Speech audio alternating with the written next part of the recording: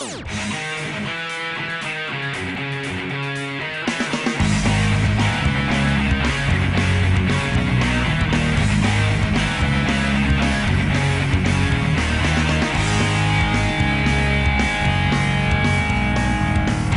everyone, we're back again, and this time we are reviewing The Giver, which is the movie based off the very kind of popular book.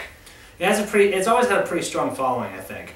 And definitely something that's always been required to read in, at some point during school. It seems like it's always on those lists, yeah. Now, you never read it. I did read it. You did read it? Okay. Ages ago. You did read it ages ago, Don't remember a damn thing about it.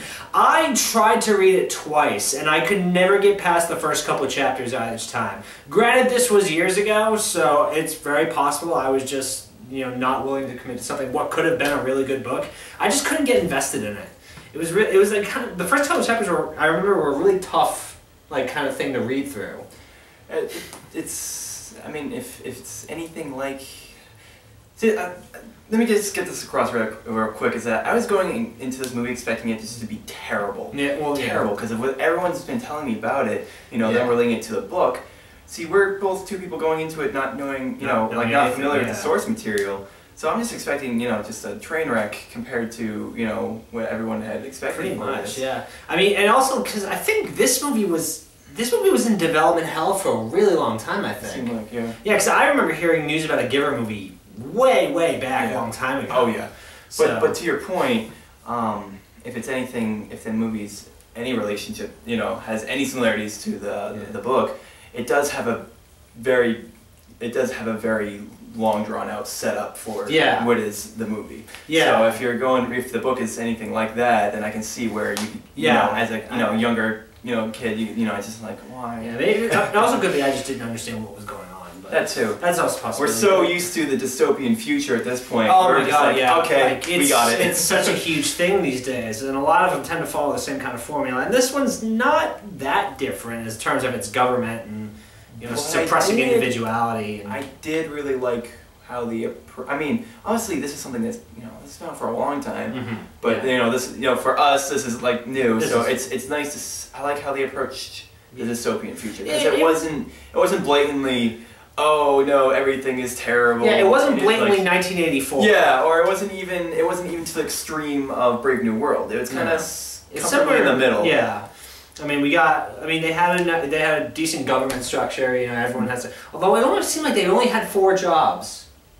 Well, they had a good number. I think they just kind of when they were doing that ceremony for graduation, they kind of just blazed through. Okay. Kind of they were going. Yeah, it seemed like they just had 4 occupations to pick from, and then there was the receiver. I mean, which is what this character. I don't remember the actor's name. I think he's a new guy. He did good, by the way. I liked him. I thought he had good delivery on his lines. I thought he did perfectly fine for this one. I think everybody did pretty good. I mean, there wasn't anything that was, there was nothing over the top. Yeah, there wasn't anything that was really bad. No, it was all solid. And again, this film pulls a pretty decent ensemble. I mean, we got Meryl Streep, we got Jeff Bridges, and so glad to see him again. We got Alexander Skarsgard, who I love from Generation Kill, which you've not watched. You should definitely watch it. It's a great series. We got Katie Holmes in what must be her first movie in a really long time. Unless we might have to double check that, but same thing with Katie Holmes disappeared for a while. Same thing with Jeff Bridges though. I don't know if he's been in anything since. Oh, he's been in stuff since the Tron movie. Since Tron, True Grit came out after that, didn't it? Oh yeah, that's True Grit, right. And then he did that movie with I think he did that movie with Marky Mark. With that cop from the dead cop thing or something. Oh right. Okay. Yeah, he's been in some stuff. Yeah, but yeah. But yeah, those are the 4 big ones. We got Meryl, we got Jeff, we got Alexander Skarsgård, and we got Katie Holmes. Which Meryl is the elder. She's the elder, yeah. Yeah, I'm the head elder. Right. I liked her as that. Yeah, I mean she was like ugh. But it's the thing, like how just going through this world and how they they take the injections to neutralize any feelings and all this and that, and it takes away the color. She still seemed to have an even though she was under that. I think she understood. Understanding. Especially with her interactions with Jeff Bridges, you always kind of got the feeling that there was something more to her story. Like she had I actually thought that she was actually had some relation to the former receiver thing, because it always seemed like she was kind of closely tied into that as well. Speaking of that receiver, who is played by Taylor Swift, by the way, randomly in a film. I'm not sure. I was. Yeah, I was just like, I'm like, what? Taylor Swift, really? And she does sing. So I briefly touched. I said color. Let's talk about that. The color scheme is a very big thing. That's the whole thing with the book and the movie. Yeah. I really like how they dealt with the color in this film. Yeah, because I think a lot of people at first were apprehensive about it when they saw the trailer, because it's like, oh no, it's not all black and white. What's this nonsense? The whole thing is like he gives him color and able to see. And it's like, but no, there's a it starts off and it is. It starts off black and white, and then or sepia tone. Yes, no, it's not sepia tone until.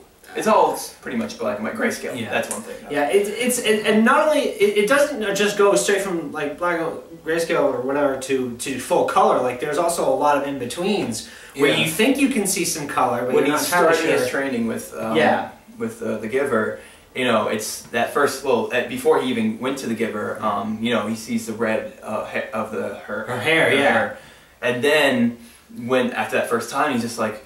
It's red, and then you see deep reds around it, and everything else is kind of very dull colored. So I really like how they kind of gradually went into color, and even when he was fully up to the point where he was able to see all the colors, it still went back and forth depending on whose perspective you were watching the film. Because to use example, Fiona, yeah, sees a lot in black and white, and then when she doesn't take her injection, she starts seeing color. But then when they have her in the cell again, it's back to black and white. Or anytime you go. Back to what was the third friend's name? Asher. Yeah, it was. I know that actor, but I can't put a name to him. I've seen him in something. He's a distinct face. He's very distinct face. It's like I know who it is. I just don't remember. Yeah, exactly.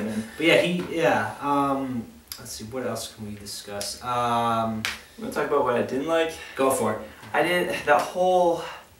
It was very. I liked how they set it up and how it was leading up to this whole thing, and then right from his escape when he went into the boundary. Yes. That whole sequence just kind of it took me out of it and took away from the rest of everything they had set up because, first of all, that jump. The jump, which should have killed at least the baby.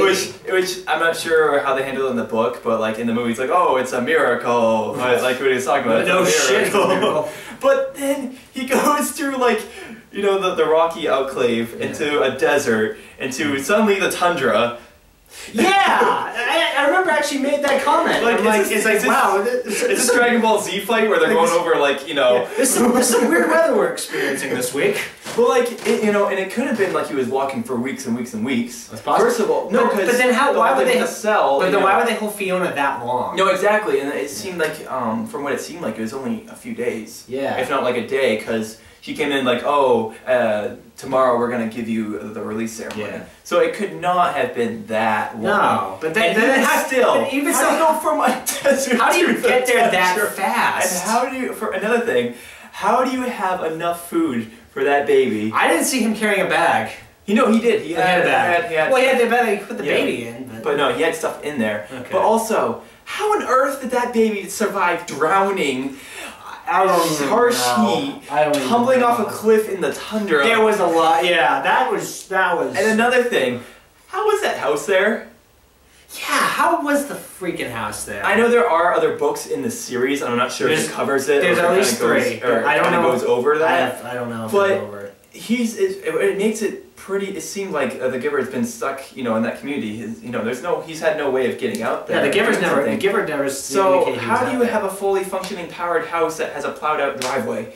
Like that bugged me so much. That bugged me, yeah. Like just that whole third act seemed very out of place, I guess. That seems to be a common trend with a lot of films I've been seeing recently. The first 2 acts are pretty solid, and then the third act just falls apart. It's weird. Only one that I'd say that the only one I've seen recently that all 3 acts have been solid is Guardians. Yeah, Guardians had a solid third act. But I mean, it's always the first 2 acts always the interactions. Like going back to Alexander Skarsgård's character, I mentioned this last night. He always seemed like he knew more than he was letting on. Like he always kind of like at the beginning when he's talking about the baby and when he mentions the original receiver, it always just seemed like I don't think he understood. I don't think he understood, but I think he knew on some subconscious level that he knew what was going on. All these little things, you know, telling him his name, taking the kid home. Yeah, it seemed like. At least for the first bit, towards the middle half, he kind of seemed like he was. And that reveal of kind of like I kind of already knew. Well, when it was the older people, then you kind of. Yeah, I mean, it kind of, what being released into, what was they call it? Elsewhere. Yeah, as soon as like they kind of talked about that a bit more and how they like showed their interaction, you know, like weighing the two babies and like. In that whole thing, and just it's like by the time they got to actually when Jeff Bridges showed him what that was, I kind of already knew. But like, it was kind of that didn't help the fact that the first time that's what it was. It didn't really help that the first time they full out mentioned people going elsewhere are the elderly. Yeah, which is like. What in a dystopian future? Who are you gonna kill off? But even though I kind of already knew, I did like how they kind of presented that, kind of like. Oh, we've got rid of famine, we've gotten rid of death and war and loss. Like, no, you still have it. It's just like clinically done. Yeah. You know, to keep the strongest. This could honestly be an argument for that the guy was in a mental asylum the entire time, or just some kind of psychiatric ward. Who? Jonas. You can kind of make that argument you can in a way. Though. Yeah, was lost with anything, but I did like the progression to that to be like revealing what's wrong with the dystopian future. I mean, us from our perspective, like this is like sure you got rid of all this, but you're getting rid of feeling, emotion, music. You can't tell an elephant from a hippopotamus, which is that thing he was hammering at the end, like love just transcends all of this. Yeah, and then the thing with the hippopotamus and the elephant having 6 legs, and it's just like that was very 1984 for me. The having 6 legs when it clearly has 4. But I don't know. Overall, though, it's a fun. I don't know if I say fun, but it's a contemplative movie. It was enjoyable. Yeah, it was very enjoyable. I liked it a lot. Maybe I'll go read the book now. That's the thing too, is that you're taking this from 2 people who are completely biased or biased or unbiased? Unbiased to the source content. Yeah, because we don't. Because we either don't I'm sure don't remember it.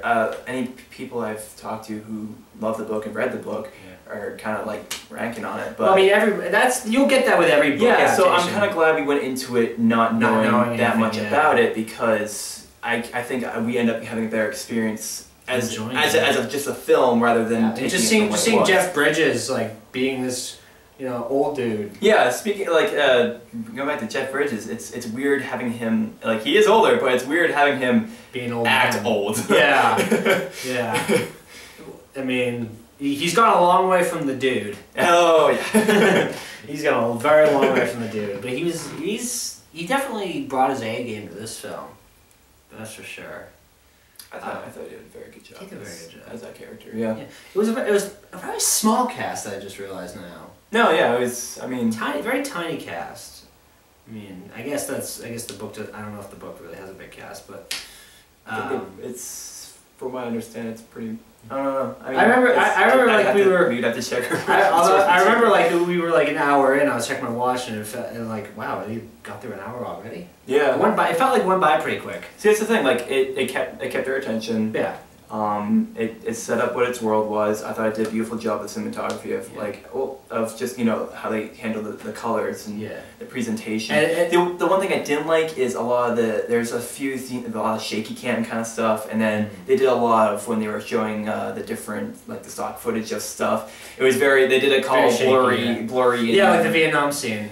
Yeah, I didn't like necessarily like that so much, but anything in reality. In the communities with how they dealt with the different color changes, I really like that. And the big little model, that little vignette at the end where it's showing all the scenes, the happiness and sadness and stuff, kind of reminded me of the whole "the world is cruel but beautiful" line from Attack on Titan. Because it's it is cruel, but it's also beautiful. So yeah, it's a good film. If you haven't read the book, you can go in with an open mind and probably enjoy it for what it is. If you have read the book, I hope you'll enjoy it. Yeah, I can't vouch if you'll enjoy it because I don't know. Yeah, if you're able to remove yourself from what the book was, I think you'd be able to enjoy it.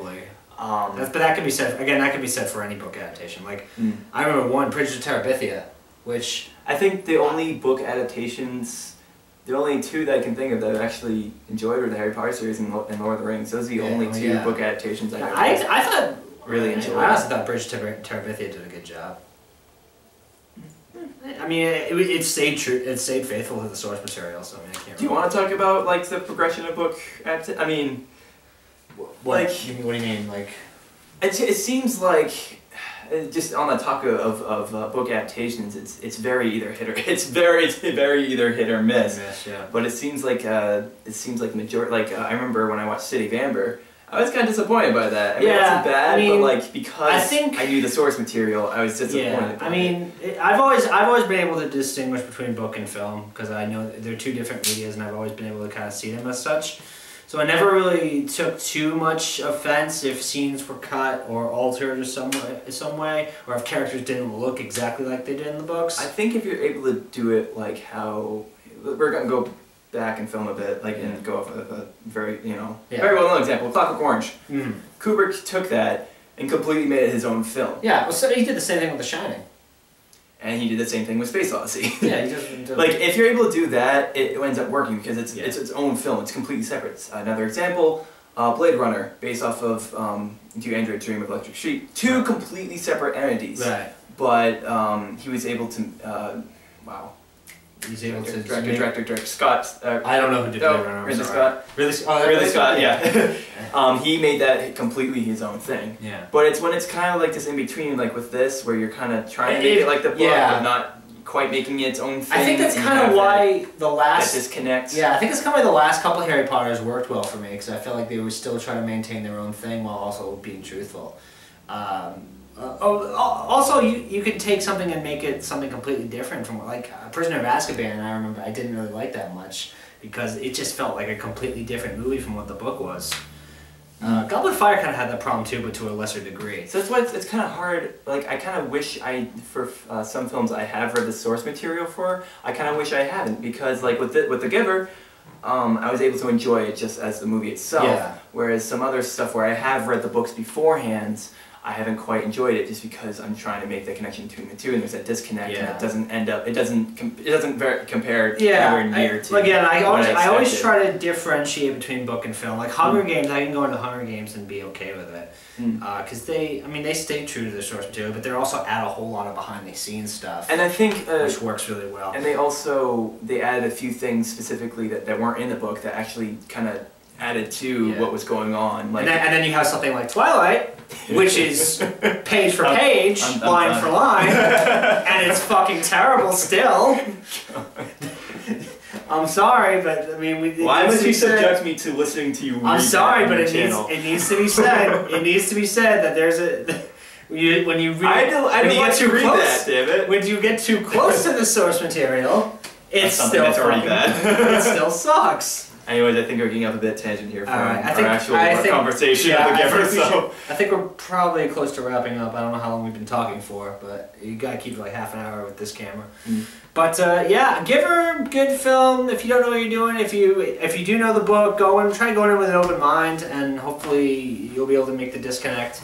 Not anywhere near the best film I've seen this year. No, but it's definitely by our standards. We didn't see it as a bad film. No, not it was kind of sat there in the middle. It wasn't anything spectacular. It wasn't terrible. No, it's decent and we enjoyed it. Yeah, it's a good film. I'd say give it a watch.